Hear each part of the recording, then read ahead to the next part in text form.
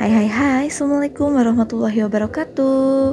Hari ini kita akan mengenalkan kegiatan manasik haji dalam Islam pada anak TK ya guys. Sebelum kalian lanjut menonton, jangan lupa like, comment, share, dan subscribe ya. Dan buat teman-teman yang udah like, comment, share, dan subscribe, kami ucapkan terima kasih banyak. Semoga rezekinya selalu bertambah, selalu sehat, dan selalu bahagia dalam keluarga yang penuh cinta. Oke baik, langsung aja ya. Pentingnya untuk mengenalkan ibadah haji kepada si kecil sejak dini agar ia mengetahui makna dari rukun Islam yang kelima. Biasanya pada anak menginjak usia TK akan diajarkan oleh gurunya mengenai ibadah haji. Tak jarang para guru melakukan latihan atau manasik haji untuk mengenalkan pada anak-anak bagaimana tahapan atau rukun-rukun dalam ibadah haji.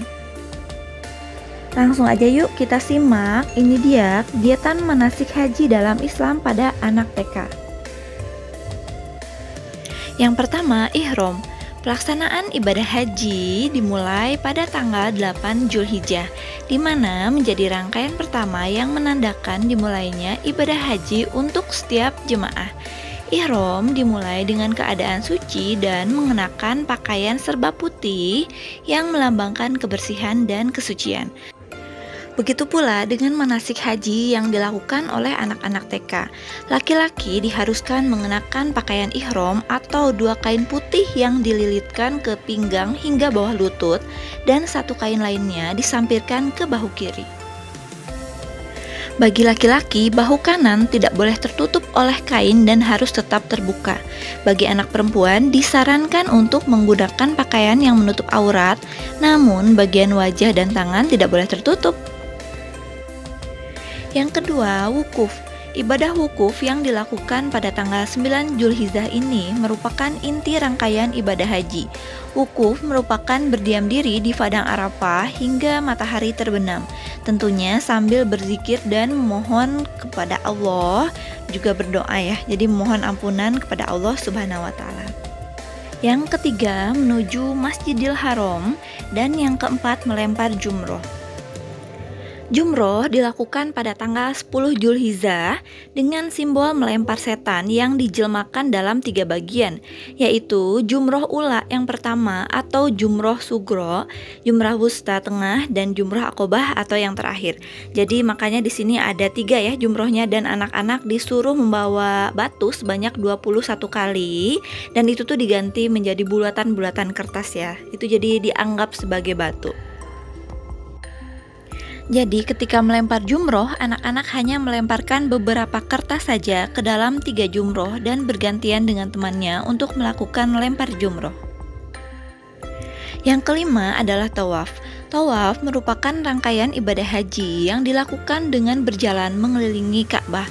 Tawaf biasanya dilakukan sebanyak 7 kali mengelilingi Ka'bah, namun bagi anak TK yang melakukan manasik haji, tawaf hanya dilakukan beberapa kali saja atau beberapa putaran sebagai simbolis dengan Ka'bah yang dibuat sebagai miniaturnya. Saat memulai tawaf, anak-anak diminta untuk berdiri menghadap Hajar Aswad seraya mengangkat tangan dan membaca Bismillahi Allahu Akbar, yang artinya dengan menyebut nama Allah dan Allah Maha Besar. Ketika tawaf berlangsung, anak-anak juga diajarkan untuk mencium Hajar Aswad dengan mengucapkan Bismillahirrohmanirrohim. Sebelum kita lanjut ke proses berikutnya, buat teman-teman yang baru gabung, jangan lupa like, comment, share, dan subscribe ya. Dan share video ini ke seluruh media sosial yang kalian punya.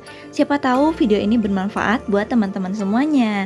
Terima kasih ya buat yang udah like, comment, share, dan subscribe. Semoga rezekinya selalu bertambah, selalu sehat, dan selalu bahagia dalam keluarga yang penuh cinta. Sekarang kita lanjut yuk ke tahap yang berikutnya setelah tawaf. Kita sekarang lanjut yuk ke yang keenam. Yang keenam yaitu syai. Syai merupakan salah satu rukun ibadah haji yang wajib dilakukan oleh para jemaah. Syai dilakukan dengan berlari-lari kecil dari Bukit Sofa ke Marwah sebanyak 7 kali. Saat anak-anak menuju Sofa, diusahakan untuk membaca takbir dan juga tahlil. Setelah dari Bukit Sofa, perjalanan dilanjutkan ke Bukit Marwah sambil berdoa dan berzikir kepada Allah Subhanahu wa Ta'ala. Umumnya perjalanan dari Bukit Sofa dan Marwah dilakukan dengan lari-lari kecil sebanyak 7 putaran. Namun, saat manasik haji anak TK hanya simbolis saja, yaitu dengan mengelilingi beberapa putaran sebagai pertanda bahwa telah melakukan ibadah syai. Sekarang yang ketujuh, jadi yang ketujuh ini tahallul. Tahallul merupakan rangkaian ibadah haji yang terakhir, dan tahallul itu dilakukan dengan cara memotong rambut sekurang-kurangnya 3 helai. Saat manasik haji anak TK ada beberapa perbedaan tahapan tahallul yang dilakukan oleh sekolah. Ada tahapan yang tetap melakukan tahallul dengan memotong beberapa helai rambut anak, ada pula yang hanya melakukannya dengan simbolis dan tidak memotong rambut anak, tergantung bagaimana sekolah tersebut menerapkannya ya. Setelah tahallul dilakukan, anak-anak dipersilahkan untuk meminum air zam-zam secara bergantian dan mendapatkan beberapa buah kurma untuk dimakan.